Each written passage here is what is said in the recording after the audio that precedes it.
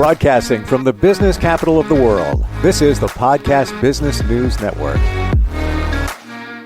Yeah, it's amazing. With medical insight, technology, and everything, you hear the same thing come up, and we deal with the same stuff. I'm talking about stress. No surprise. I'm sure you've heard it so many times over and over again, even a decade and then some back, that stress kills. It really does. What are we doing about that? How are we managing our stress?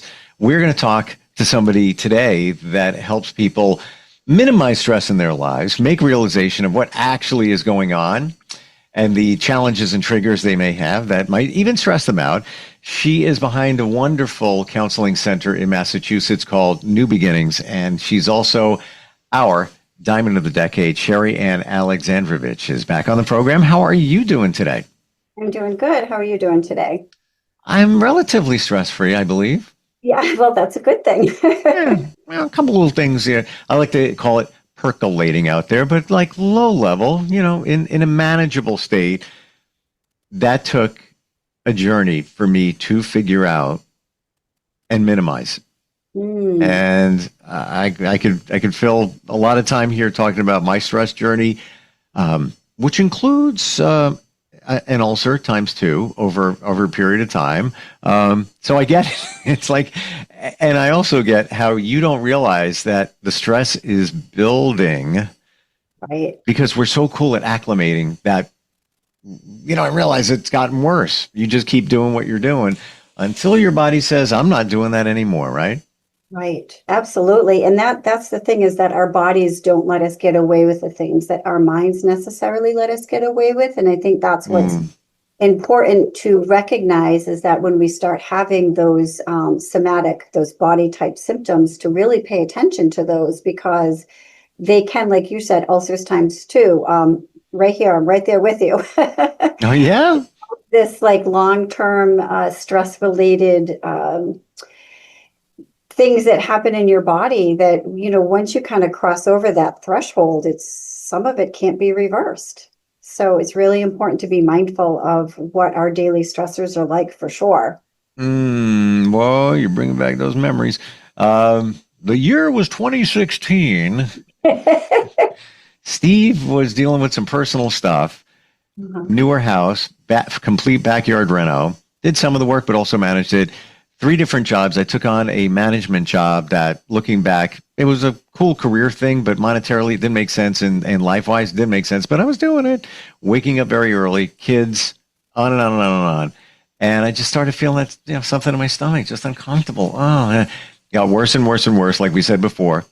Be acclimate, yeah, until it started getting like to the point where I was like, well, I'm worried now. It's gone now. It's back. Until it was on my birthday that year. I was at the beach with my kids, and I'm like, I'm going to the hospital. Yeah. I got to that point where from worrying about what was wrong with my stomach on top of the stress, I felt like my eyeballs were going to pop out of my head because my blood pressure went up from worrying. Normal blood pressure always until that moment. And it turned out to be, an ulcer. Not a big one, but enough that caused that. It's just amazing how this can just fester to the point where it controls your life. Mm-hmm. Right. And other symptoms such as headaches, migraines, irritable bowel syndrome, colitis, ulcers, panic attacks, anxiety attacks. I mean, all of those are causes that are stress related, and, strokes, heart attacks, indigestion. I mean, the amount of symptoms that our body endures or reacts to is incredible. And that's why it's really important to stay in tune with our body.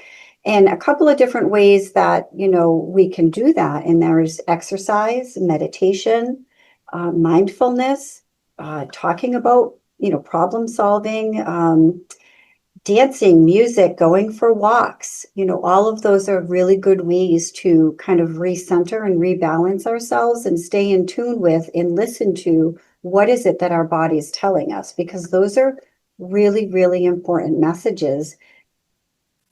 Like you were saying, you go through life, you've got all of these things that are going on.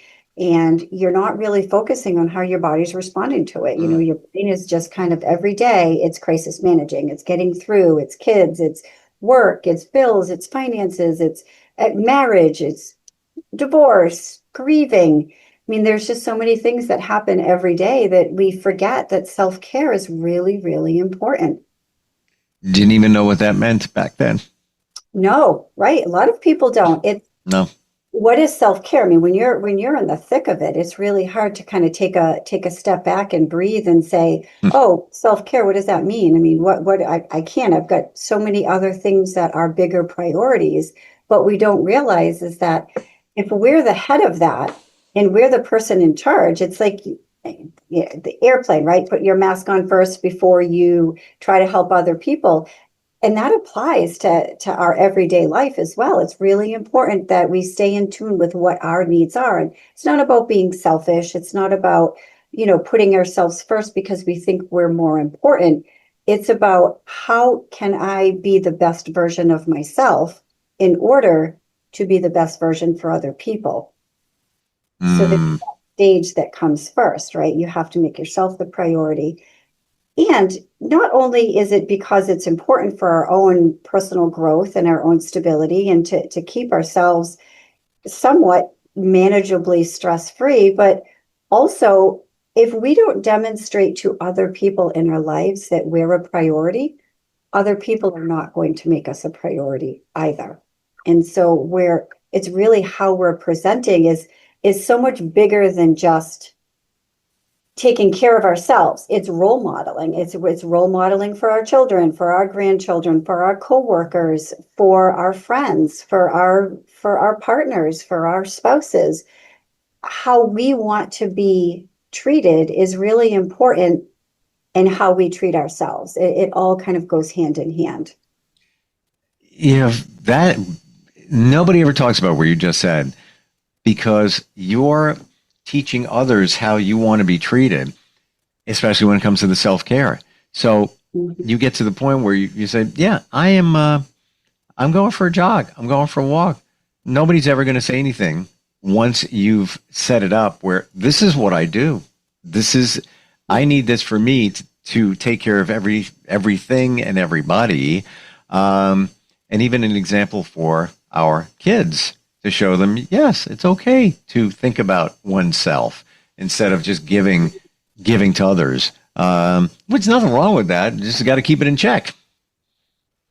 Well, right, because once we're depleted, it's really hard to replenish it. I kind of use the analogy all the time that if I have 50 cents and you need $1, doesn't matter how badly I want to give you that dollar. If I don't have that other 50 cents, I just can't give it to you. So sometimes it's not about wanting to give to other people or wanting to help. It's about what do we have to give. And sometimes if we don't take care of ourselves, we don't have that extra 50 cents. We just can't come up with it. I know that's a really basic analogy, but it's so very true that if we don't have it to give, we're going to get burnt out. We're going to get sick.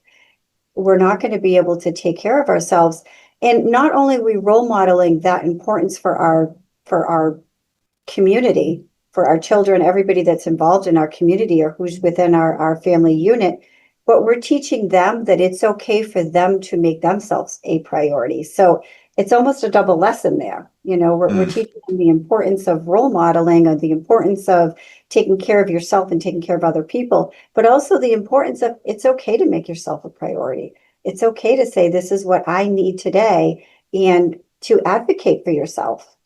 And not feel stifled, to not feel like you don't have a voice. Or feel guilty.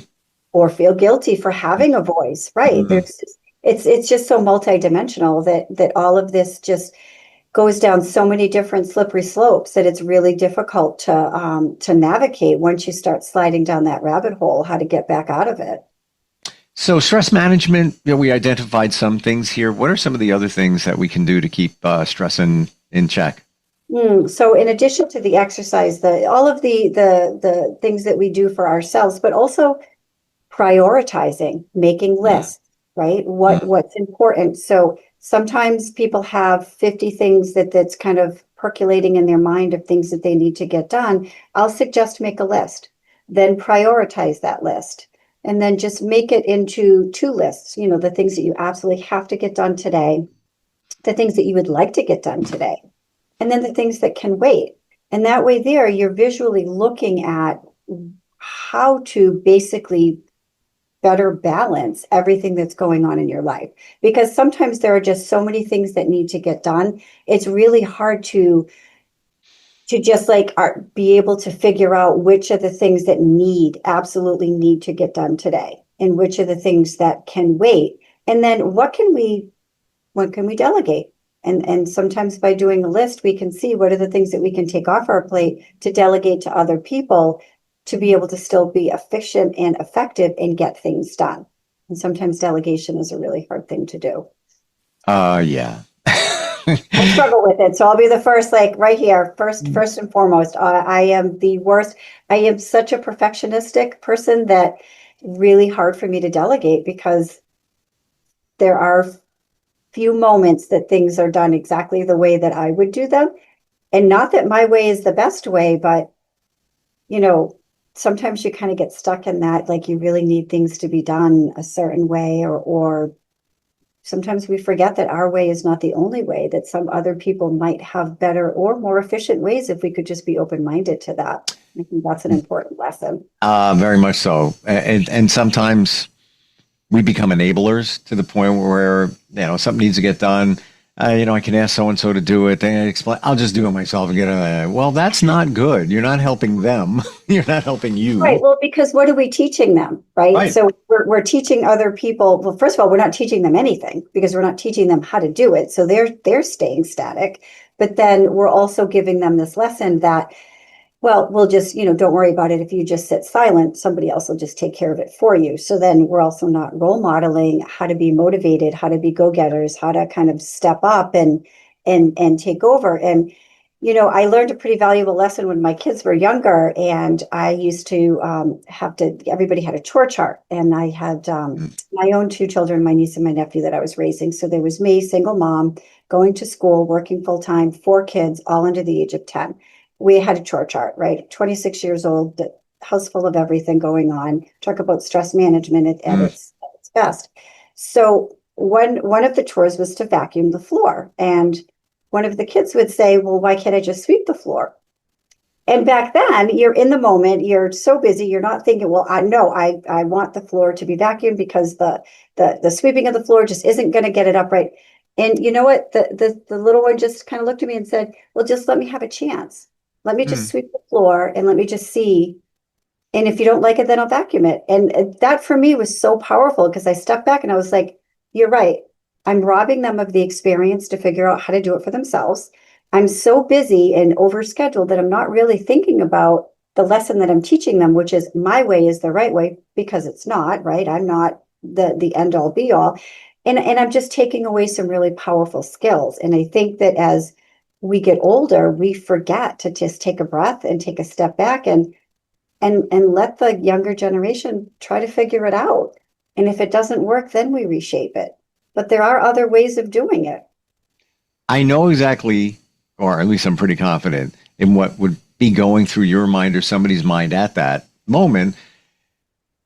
I don't have a lot of time. I just want the floor clean. We have pets, there's hair, just need so just vacuum the floor, because I know it'll get clean. Mm-hmm. But instead of saying, sweep it, give that a try, you're thinking they're going to fail, and you just want a clean floor so you can just move on and feel better that you got something done or something was done. And guess what? If it's not totally clean, so what? But I'm not minimizing anything. I was that person. And it was only about 5 years ago that I let I get off the perfectionism train. Mm-hmm. Mm-hmm. That recent. Yeah. In 3,000%. So like I said, single mom, had 4 young kids at home, going to school, bartending at night. And they just got to a point where it's like something has to give before I did, because I could only manage so much. And keeping this house, this meticulous house was what? That was my anxiety. That was my control issues. There were no dust police that were going to come into my home and check to see if behind my toilet was clean or the top cabinet needed to be dusted. And those are the things I think as we get older that we come to these realizations. Like you said, it was just recently 5 years ago. Something has to get, we're human. And sometimes we get caught up in what the control issues really stem from. So instead of feeding it by acknowledging the anxiety and then giving it power, we can acknowledge the anxiety to control, because that's one area of our life we know we have control over, is how clean that we keep our house. And then just take a step back and say, well, what's the real anxiety that's going on? What am I really experiencing that I am masking with having a clean house? Because honestly, I don't know how, I mean, I've never had someone knock on my door and say, oh, the top of your cabinets are dusty. That's just never happened. But let's go a little deeper, because I can relate to this. You don't want to be judged. So if somebody does happen to come over and you have some dust bunnies on the floor. By the way, I got home yesterday and just what we're describing is my floor. And I was like, I'm going to take care of it tonight. No, I got things to do. I'm going to bed. Wake up this morning, got other things. I had like 2 Zoom meetings before, like 8 and 9 a.m. And I walked past and now the sun's shining through. I'm like, ooh, look at that. And I'm like, take care of it today when I get home. I'm not going to worry about it. Why? And that's the other thing. We worry about these things we don't really need to worry about. We've imposed this upon ourselves. Absolutely. And that's, I think, an important message as adults for us to be able to just kind of reevaluate what are the things that we're worrying about and how important they are, and the things that, and so the bigger thing here is, what are we missing out on by taking all of this extra time to do things that aren't as important? In hindsight, I mean, how I parent my grandson now after, my kids are all 35 and above, and how I parented them, very different, right? The mindfulness, the ability to be present, the things that you think about that are differently, that you don't necessarily always have the time for. And I know that when I was parenting, I was always super busy, super stretched thin. And I can just remember sitting on the football field with the boys playing football, and I'm doing homework and I'm missing all of these wonderful moments because I'm looking and I'm smiling, but I'm not really in the moment. I'm worrying about my homework assignment, or how, my next exam that I've got going on, or the paper that I'm writing. And those are the moments that you miss out on, So if I can give some advice for some stress management, is carve out some family time. That's really important. Carve it out and be present. Put your phone away, take your Apple Watch off, put the iPad away. And even if it's a half an hour to spend with your family, that's going to go further than 3 hours that you're semi paying attention. You're smiling and you're nodding, but you're not even absorbing. Yeah. And being present is big. Yes. Big. Being present for yourself is big. Mm-hmm. And it's hard because we're busy. Even this morning, I'm making the smoothie, and my grandson's like, yeah, I want to show you this video. And I've got the smoothie going. I'm trying to feed the dog. I'm trying to get his medicine. And I'm already thinking 15 steps ahead. When's my first client coming in? What am I doing? What appointments do I have? And he's following me around the kitchen with his phone. And he's like, but I just want to show you this video. And so I stopped and I took a breath and I just said, I'm going to what is it going to take me? 60 seconds to enjoy this video, which is clear, so important to him. Can my smoothie not wait? So it's like that constant reminder to take a breath and say, because that meant a lot for him to have me just kind of, I had no idea even what even the video was, to be honest with you. I kind of watched it and I was like, oh, wow, that was in my mind. I'm like, I don't even know what that was, but what it was mindfulness, presence. And I showed him that he was important enough for me to stop and pause and just give him that 1 minute. I just saw something here, how impactful that would be for us to pause. They know that we're busy.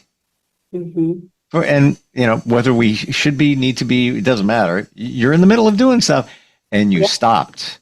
You stopped in the middle of everything to divert your attention. That probably meant more than your attention itself. You know what I'm saying? The actual stopping of everything Mm-hmm. Mm-hmm. Because you're showing them that they're a priority in that moment and they matter. In your busy world, you're showing that other person, whether it be a child, your spouse, your friend, your whatever it is, just to be able to kind of stop and I practice that a lot, even here at work. I'm always pulled in 55 directions, and we have an open door policy here because it's super important to me that all of my staff feel like at any moment they can come to me and they can ask me a question, no matter what the question is. And I try. Certainly not perfect, but I try really hard every day to just be mindful and come into the day knowing I'm going to have 55 questions today. That's a minimum. That's going to happen. I'm going to bounce between running the business, seeing my clients, triaging this, uh, supervising, and that's okay. And that is all of the balls that I know are going to be in the air for that day. So I go into it being kind to myself. I make sure that I get up early. I do my workout. I have my smoothie. I make sure that I start my day as prepared as, well, of course, we never know what's going to happen, and breathe through the rest of it. Because guess what? The day's going to come and go, whether we want it to or not. And why do it stressfully? Correct. Absolutely. Yeah. We can just get so much more done if we can just kind of take that breath, take that pause, think about what we're going to do, think about what's important, do our lists, have some self-care, be kind. Be kind to ourselves and be kind to everybody else. That's really important. It's funny that everything we're talking about, we live that life. We shared. We know what it's like. Mm-hmm. Right. Absolutely. Absolutely. And you know what? And then those are also moments to think about, do I need to talk to a therapist? Or is my stress gotten to the point where I can't manage it? I need more. Are there root causes? Are there more things that I need to explore, to uncover in order to reduce my stress? And sometimes we just need more coping skills. And seeing things in a different light. Yeah. I didn't realize I knew I was a perfectionist. I've known that since I was 17, and I have the proof. It's on a newspaper clipping on the wall in that room right there. I know that, but I didn't know what it was doing. And in the beginning, and through my 20s, 30s, and on, I thought it was a good thing. Well, I'm being perfect. That's the way you should be. No, you're doing it to make up for something. Feelings of self-worth, not being strong enough, right? All of that stuff from the childhood. Yes. From our childhood. And I'm so glad that you said that, because that is absolutely the truth. Us overachievers, type A personalities, perfectionistic people, what are we overcompensating for? It's all there. And the only way you find that out is through therapy, maybe hypnotherapy, but still therapy, some other modalities. But once you figure out that's why I stopped. I figured it out. Yeah. I realized what was going on. And you're 100% right. If I could go back, I would change it, in terms of even being a father. So many times, my kids would be running through the hallway and hey, stop, don't scuff up the walls. Whoa, put the brakes on there. And I'm thinking to myself now, who the blank cares? So what? They're kids. You'll just paint it. But back then I was thinking, well, if I'm going to paint it, then I'm going to find, I think it's perfect now. And then I got to find the time to do it. And it's never going to look exactly the same with the paint on. Who cares? Priorities. Who cares? The kids are just being kids, right? Riding their bikes on the lawn, jumping through the leaf pile. I mean, those are the small things that are important to them. And so what if we have to re-rake it? Or somewhat if the grass is not perfect? I mean, the lawn police doesn't come and yeah. You know what I mean? Give you a report card on what your lawn looks like. Right. If you've got a yard full of happy kids that are playing in a sprinkler or covered in mud or doing all of the things that make them happy and free, and they're outside, cherish that. Just when because they're not on their electronics and they're not inside, and they're out getting fresh air and they're doing the things that kids need to do. And I think, for some parents, it's important to just take a minute, just listen to the giggles, just listen to the laughter. And my God, what that does to your heart, if you can just take a moment and just hear that and just let it resonate and know that you're part of that. You're part of the reason that these kids are laughing and smiling. And my goodness, what a great accomplishment that can be as a parent. Amen. And you'll never get that time back. So True. Take it all in.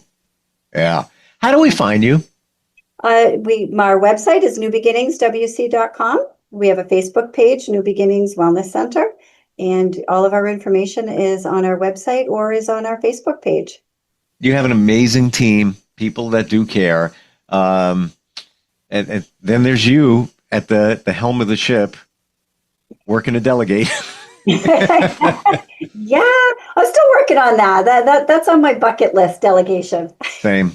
But you're right. I mean, I just did a Post-it note before of things I want to get done before the end of the day because I don't want to deal with stress. So there it is. Just manage it. And part of that. Isn't it cathartic to just like check that off from me? Oh, I love that. It feels so good. Sherri Ann, thank you so much for today. Such vital info to live a good life, stress-free, and looking forward next time we get together. All right. Sounds good. Thank you so much.